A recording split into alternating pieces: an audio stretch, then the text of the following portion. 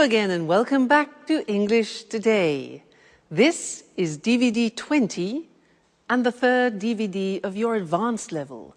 And in this DVD, we'll start with another 2 episodes of our story, That's Life.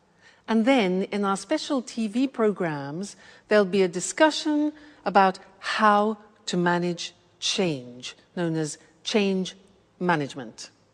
Then we'll move on to cinema and take a closer look at Star Wars. Then, in the grammar section, we'll look at ways of expressing your opinions in English. Then we'll study the construction used to, which we use when we're talking about habits. All right? So, have fun.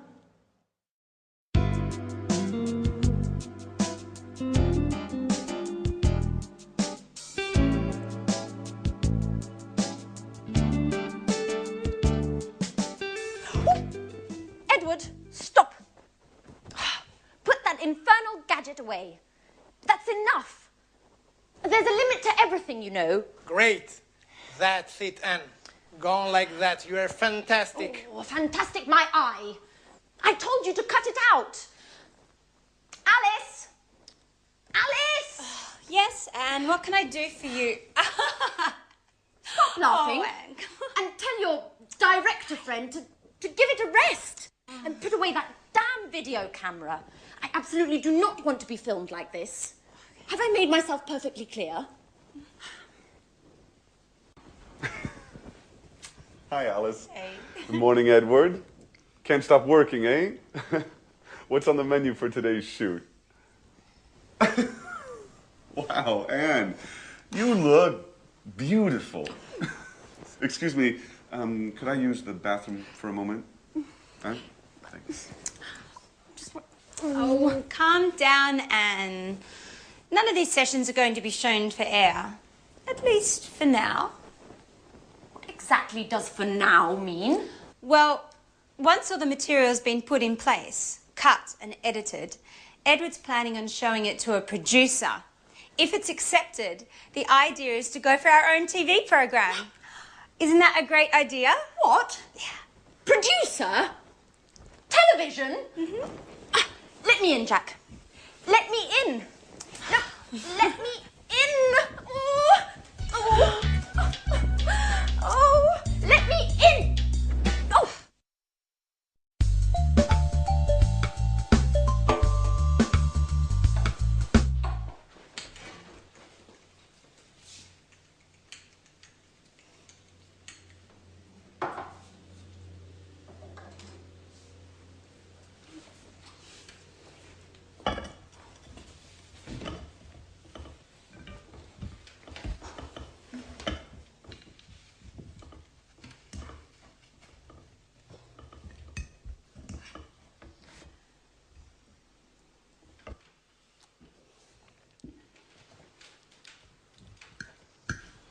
So, Anne, what do you think of Edward? In what sense? As a man or as a director? Do you really have to ask? As a man, of course. Well, I've just met him, so I can't really say. But as a director, my view is that he's a bit too intrusive. Come on, Anne, get over it. That's his job. In my opinion, I think he's just great. Oh, what's this I'm hearing? Our little Alice might be in love? Well, yes. As I see it, Anne, this is the first time in my life I've fallen head over heels in love. So much in love. But he doesn't even notice me. You know, we share so many common interests and we see things in the same way. We can talk for hours on end, but it just ends there. He looks on me as a good friend. Nothing more, nothing less. You know, I'm really not used to that role. Usually I'm the one to keep others at bay. Yes, I remember. Tom, Frank, David. How many broken hearts have you left behind? So tell me, have you asked Edward how he feels about you? No, of course not. Look, Edward isn't interested in some relationship. He's profound and introspective, spiritual. He's a person who enjoys observing and analysing others. Yes, if you ask me, too much so. Anyway, I can't agree with you, I'm afraid. Even spiritual beings, personal longings, I think you should tell him. And who knows, your Edward might be much more human than you think. Oh, maybe you're right.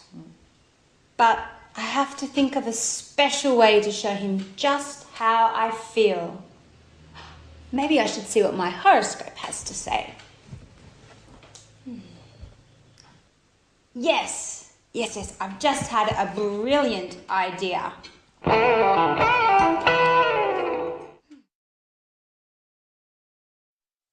Hello again and welcome back to your live English language TV program.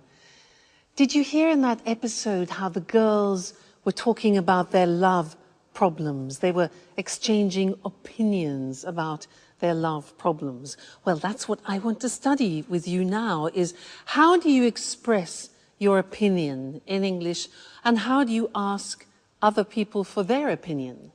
Now, to do this, I want to talk about an article which I read yesterday, in fact, in this magazine about women. And the article made some statements, and I want to ask you what your opinion is about the statements that I read, and I will tell you mine, all right? Well, I read this. Women are less rational than men. Women are less rational than men. What do you think about that?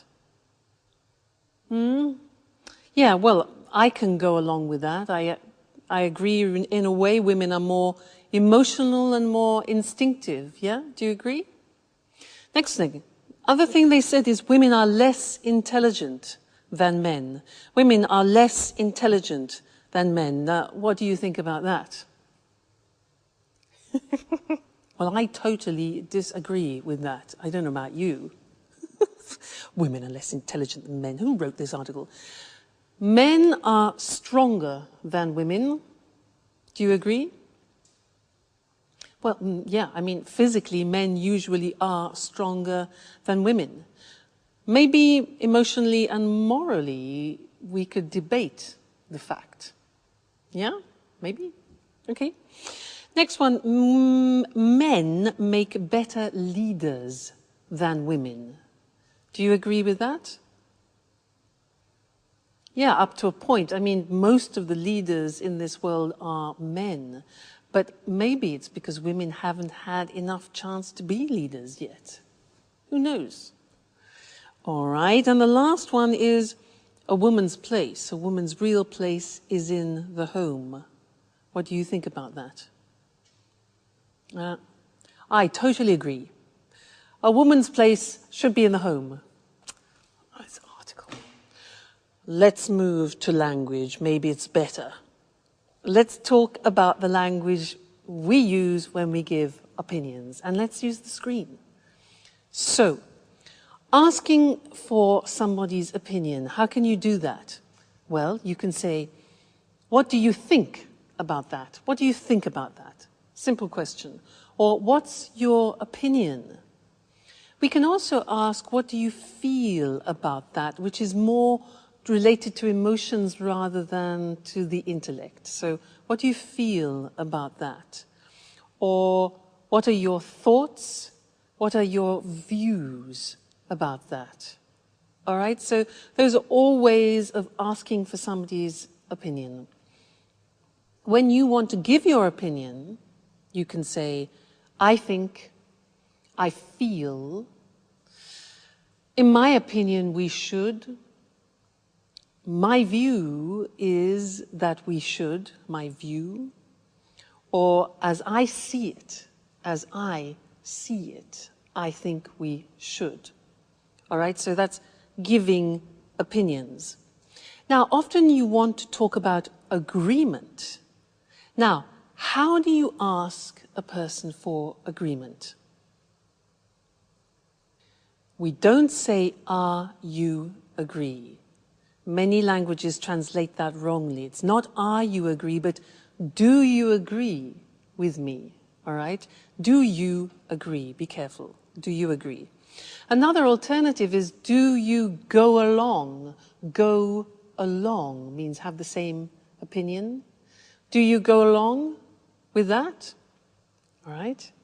Now, imagine that you want to agree totally with someone. Do you agree with that?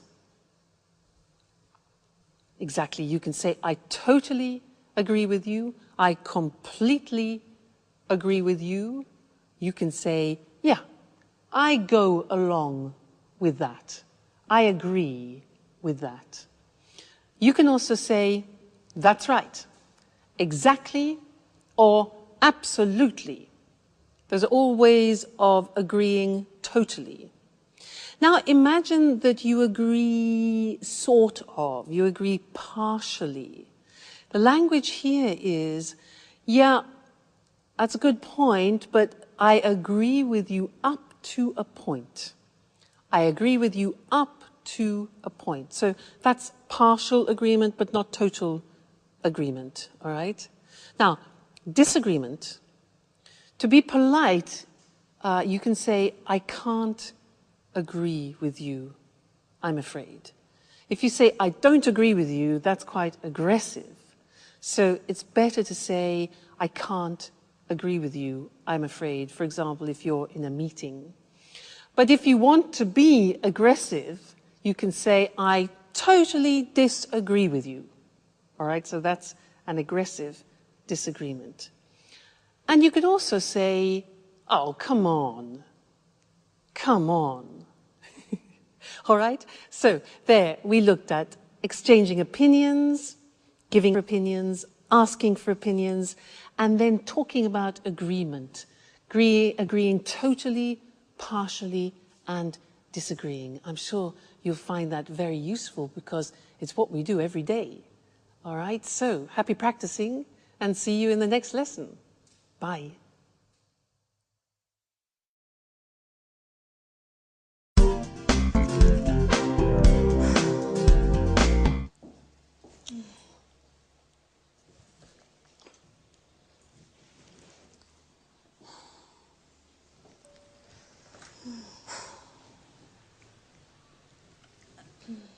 Alice? Are you feeling okay? Oh, yeah. Hi, Anne.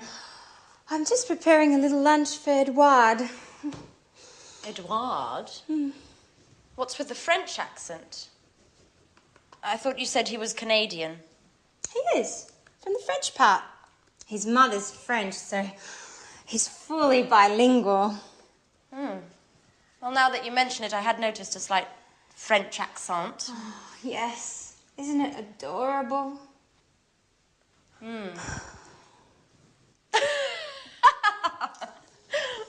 Well, I must say, love does work wonders.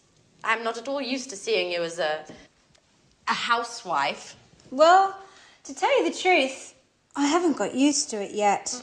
You know, I just hope I got the recipe right. You know, I followed the instructions to the letter.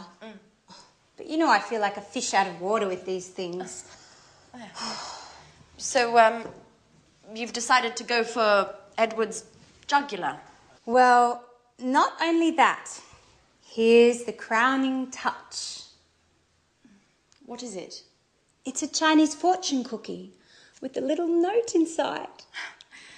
What a romantic idea. Do you think? I wrote the note myself. I thought I would surprise him by hiding it inside his napkin. Like this. What do you think? I think it's just perfect. You'll see. It will go straight to his heart. Oh. Wait, stop.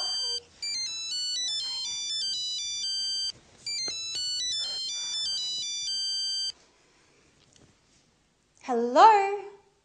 Yes, this is Alice. Oh, It's already come in. What?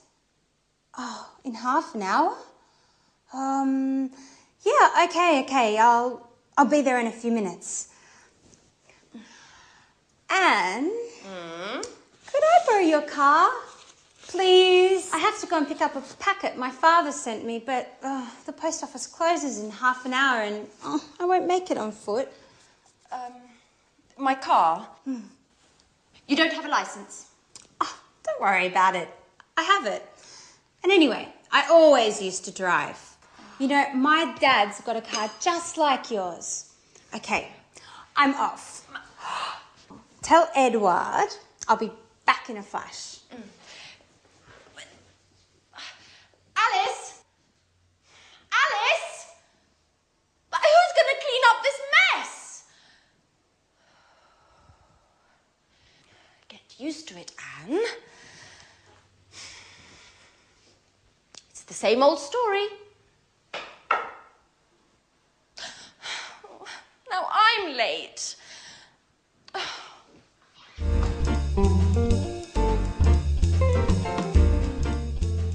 Oh, I can't believe I always get myself into these situations. I'm late and here I am helping Alice with her grand plan. I am. Oh, hello. Oh, that smells great.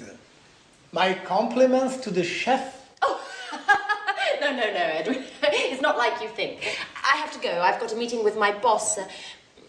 Alice has just gone out. She told me to let you know that she'll be returning soon. Bye-bye. Well, I'm starving. What's this? A little note? A little delight for the man who's got my heart racing. What? What's this all about? There must be some mistake. Oh, well, yes, this is my napkin.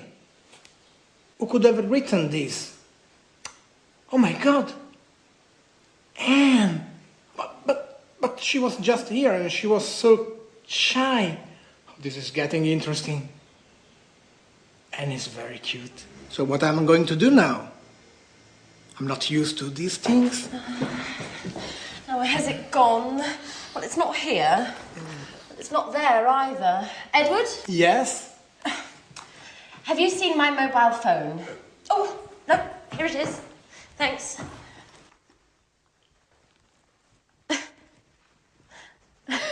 Pardon me. Why are you eyeing me like that? Nothing. Well, all right. I've got to run. Bye-bye. She's acting like nothing is happening at all. This is getting very interesting.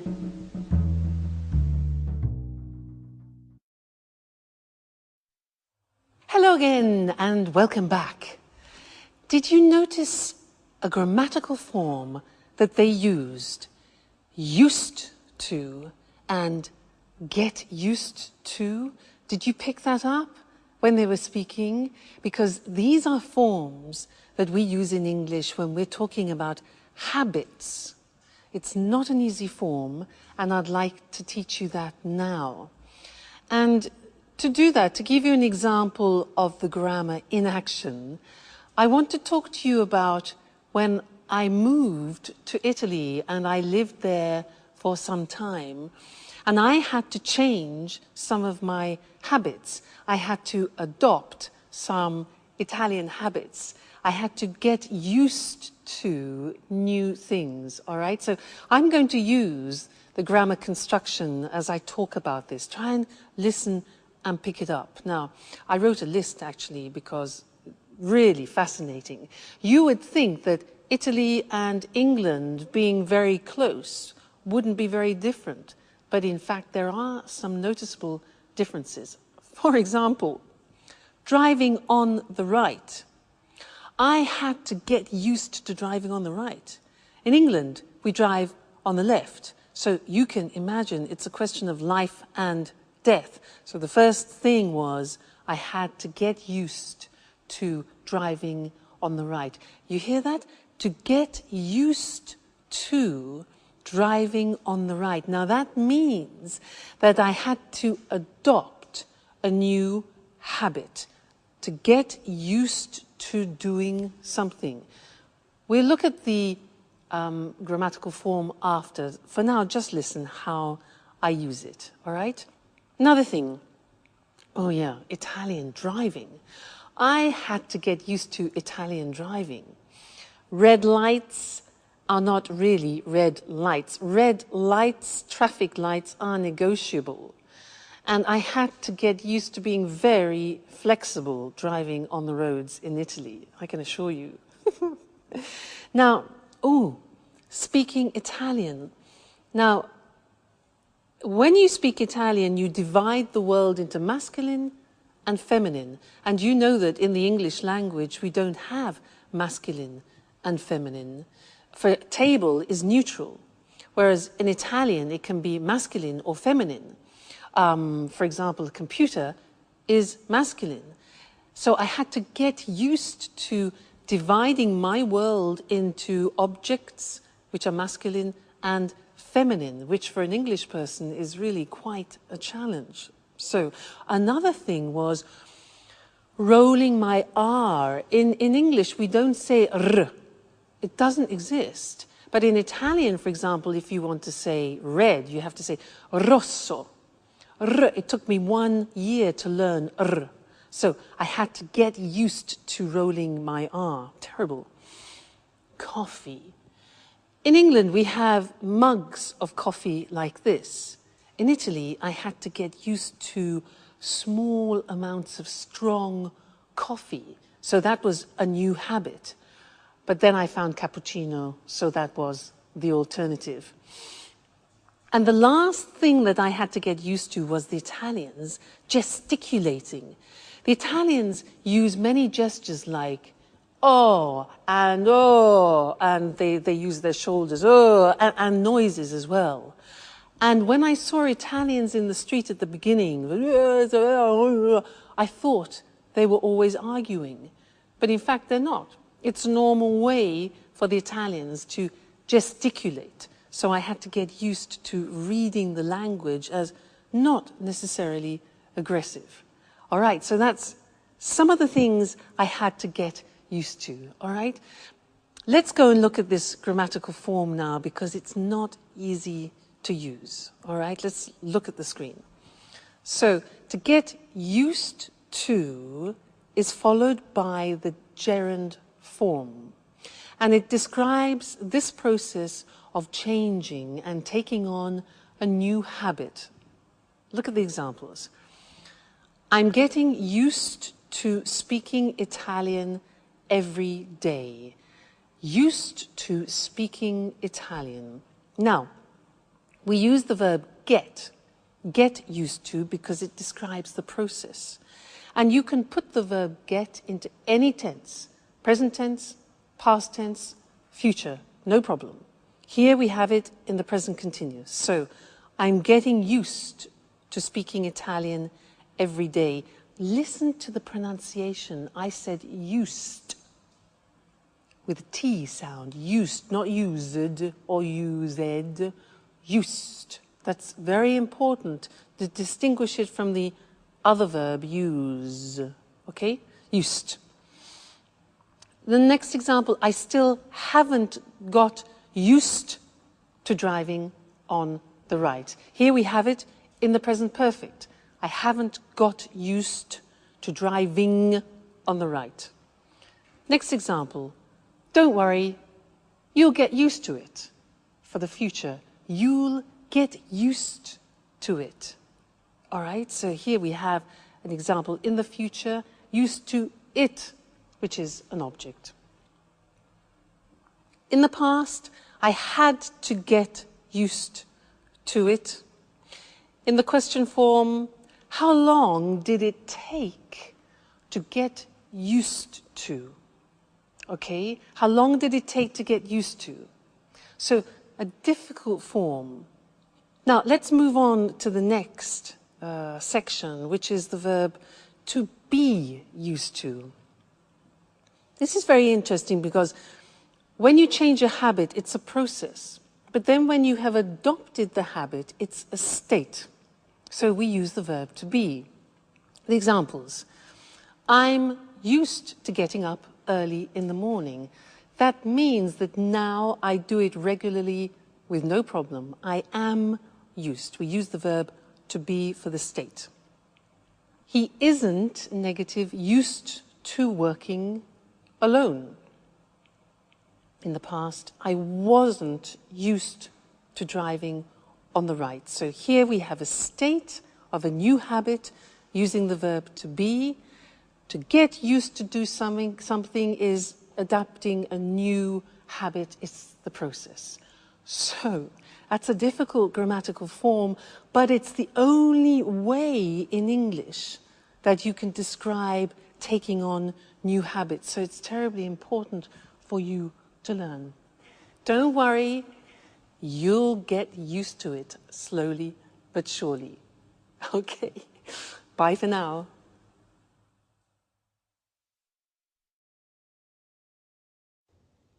Hello, and welcome to this week's edition of Let's Talk, our evening discussion program with our commentators, Tom and Marie.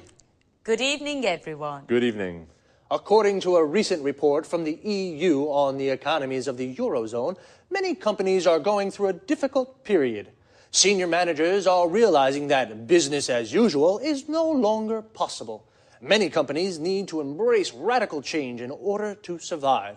What do you think about this situation? Well, it's true that today companies must face up to the fact that they may have to change the way they do business. New technology is making this change necessary, and new competition can result in a company having to completely rethink its business plan. I agree. Another example is when a company decides to enter a new market and becomes very successful. This success can require changes to the way the company does things. All these situations result in changes being needed to the way a company operates. It's not easy to make changes to the way a company operates and the way people work. How can a company do this successfully? Well, there's been a lot of research on this topic. It's called the change management process. I see. So what are the elements of a successful change management process? Where do you start? Well, it's important to analyze the situation carefully before embarking on a process of change. A good analyst will identify the key areas of a company's operations that need to be changed.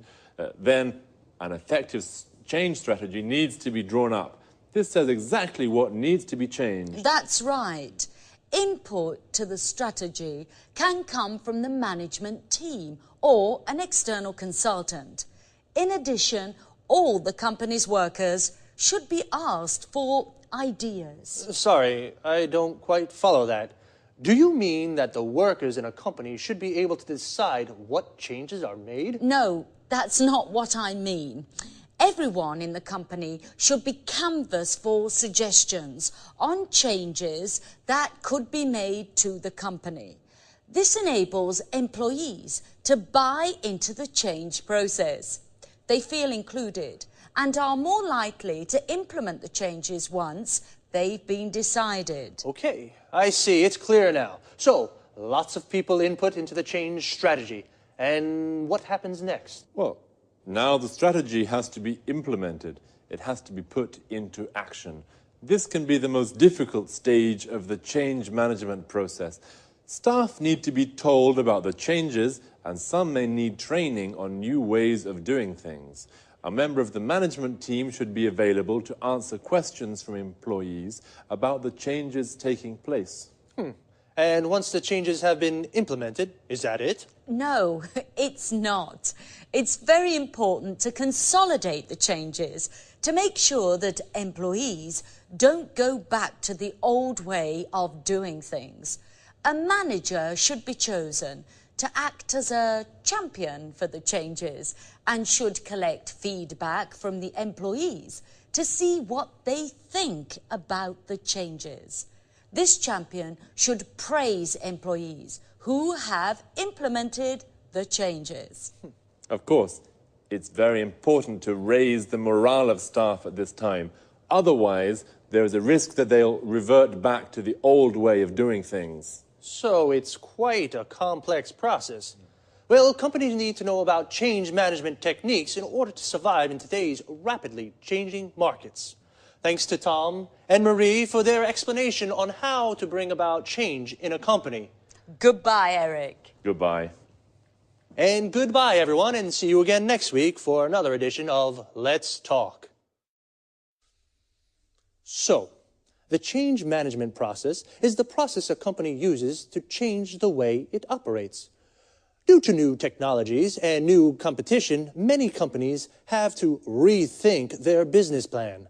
To rethink something means to reconsider, to think again about a choice you made before. A business plan is a strategy for running a company. Remember, to run a company means to manage it. Companies have to embrace change. To embrace something means to accept it and put it into practice. So, to embrace change means to start making changes. Companies must face up to the fact that they have to change the way they do business. To face up to something means to accept a difficult situation exists. So, how does the change management process work? First, an analyst identifies the areas that need to be changed. An analyst is an expert who looks at all the elements of a situation. He analyzes a situation. Everyone in a company should be canvassed for suggestions. To canvass means to ask people for their opinions. This enables employees, the people who work in the company, to buy into the changes. To buy into something means to believe in something. Then a strategy is drawn up. The phrasal verb to draw up means to prepare. We use it for documents. For example, you draw up a contract. The strategy must then be implemented. To implement means to put into action. Once the strategy is implemented, it's important to consolidate it. To consolidate it means to make stronger.